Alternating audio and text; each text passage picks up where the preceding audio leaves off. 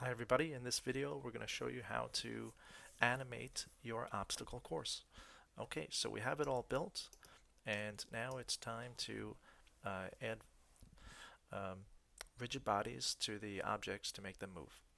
Alright, so first we're going to start with the objects that do move in this scene, which would be our sphere and our cube. So I'll start one at a time. I'll click on the cube, I'll come over to the area right here called the physics area, and I'm going to click rigid body.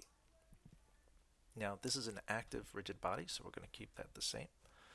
Um, I'm also going to select on the sphere, and I'm going to change that to a rigid body.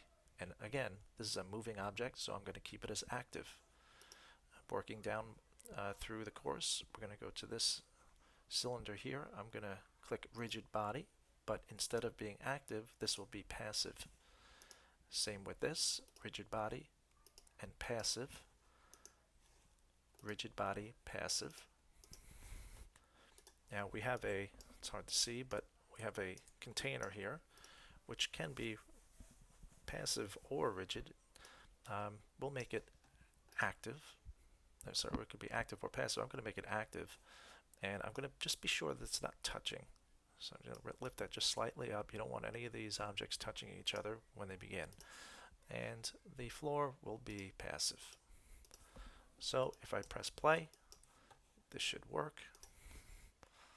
Look at that. So I'll pause and rewind. So it looks like it's hitting almost a clear piece of glass there.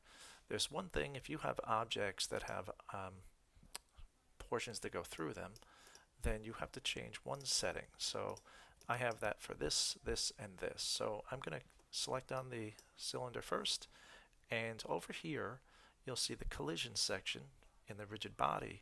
I'm just going to change this from convex hull to mesh. I'm going to do that for all three things. I'm going to change that to mesh and this one to mesh. Okay, that's all you need to know. Let's rewind and play. You can see we have an animating obstacle course. Now, if you decide to move something, you want to pause the animation. So pause before and then rewind, and then you can move and update your objects the way they should be. So just be sure to pause before you start moving objects and rewind your animation. Alright, that's it. Good luck and give it a